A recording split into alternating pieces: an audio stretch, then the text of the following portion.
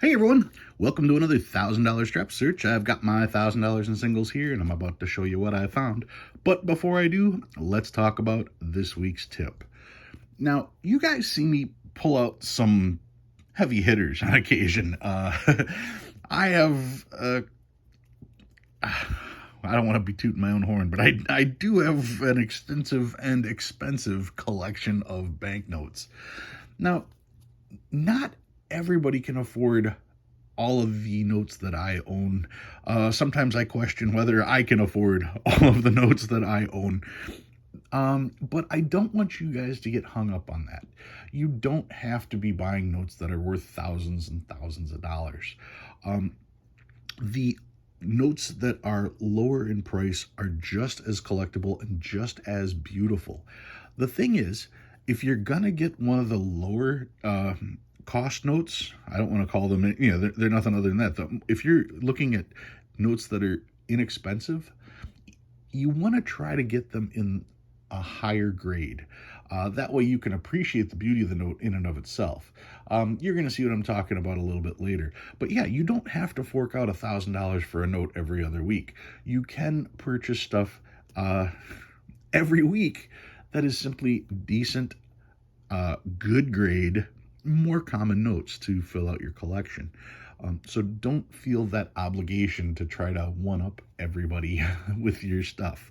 All of us, myself included, have plenty of notes that are under $100. All right, let's slide these out of the way and let's take a peek at what I found this week, because I got some interesting stuff. We're going to start off right here. I'm just going to hold this there and let you guys look at this and see what you think.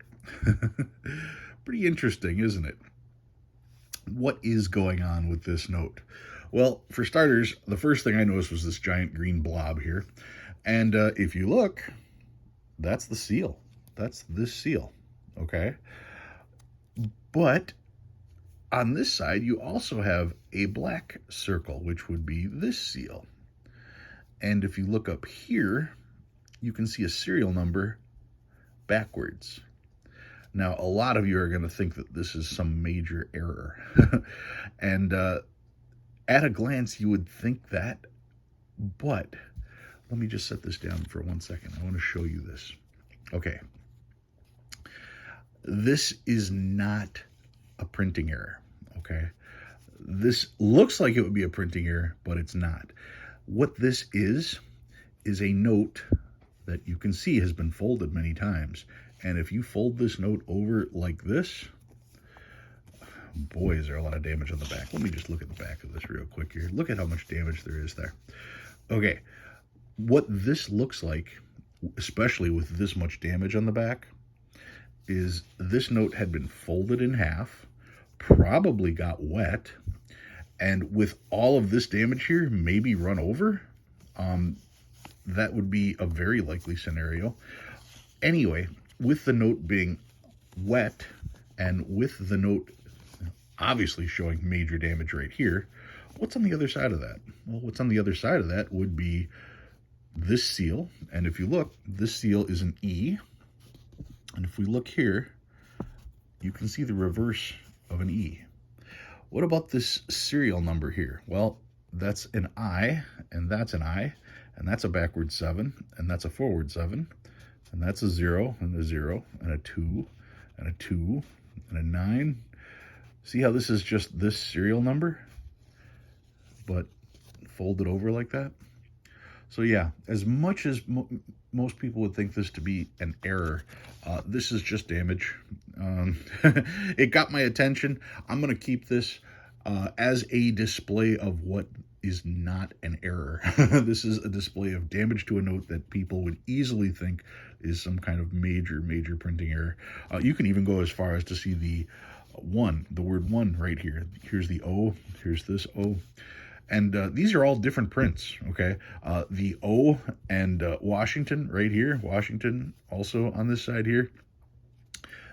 You're talking third print stuff. The O in 1 is second print.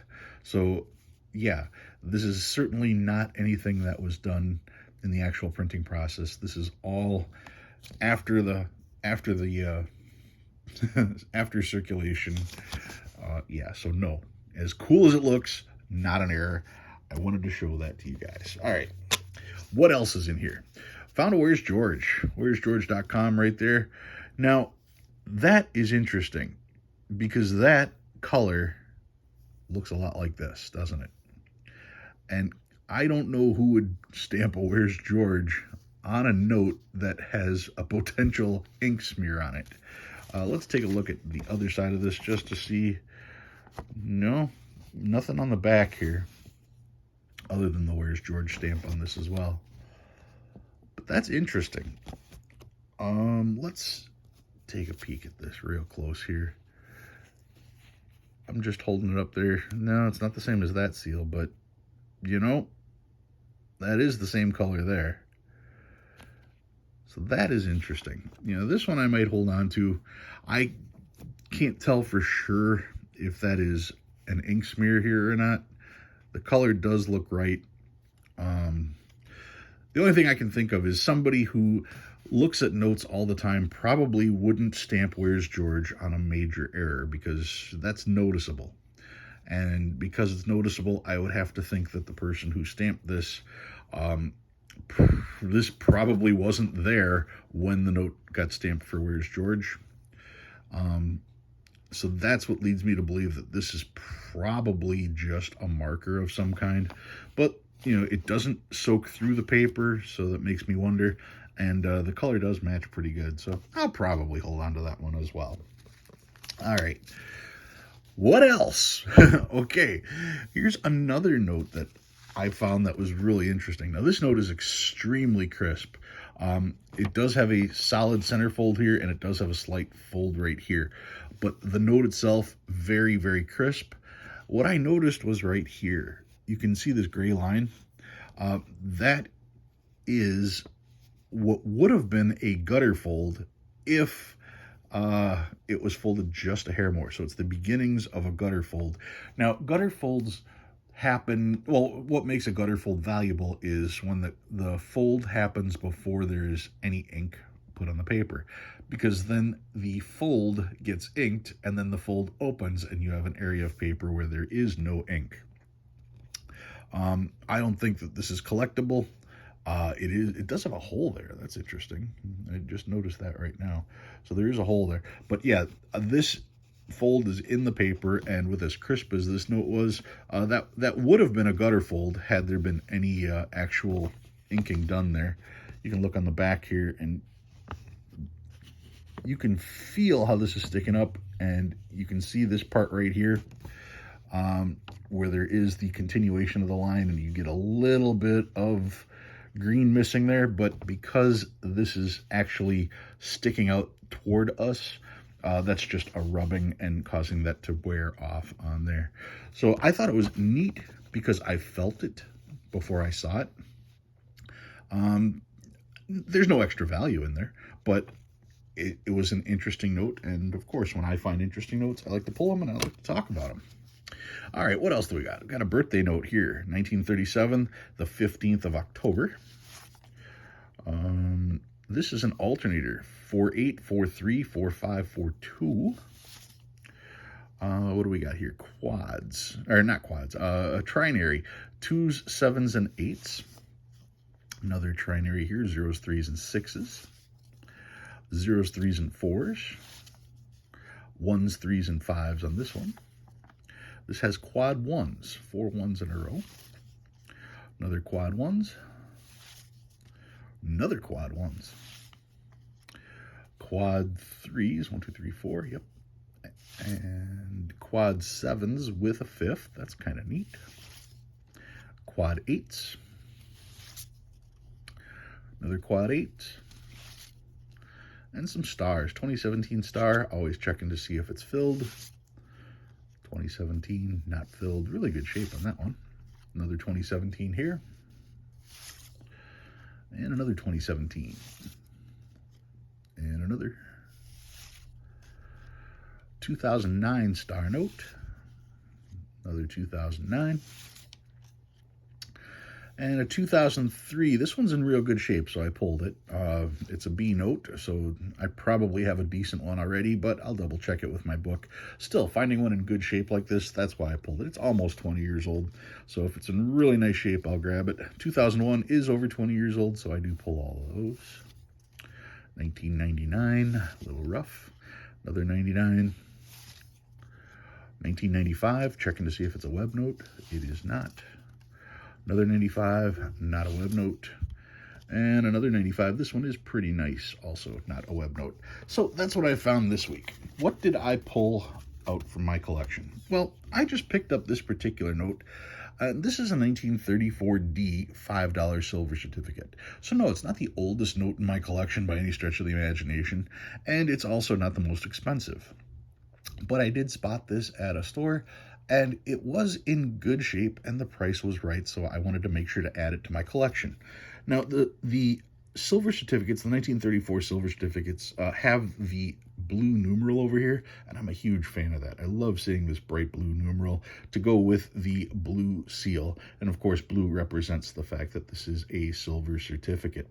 Now, it's only the 34s that have this blue digit right over there, and I am a fan of that, so I like to see those. And like I was saying earlier, with these notes, they aren't that expensive, so you can find these and wait to find these in real good shape. This one, I paid 13 bucks for, and it may have a center fold here, but it's not a heavy crease, it's just a fold. Checking out the back, you can kind of see this, just a little bit. It's got just a little bit of dirt there, but overall, it's in pretty good shape. And you can see the price that I paid. I paid $13 for this.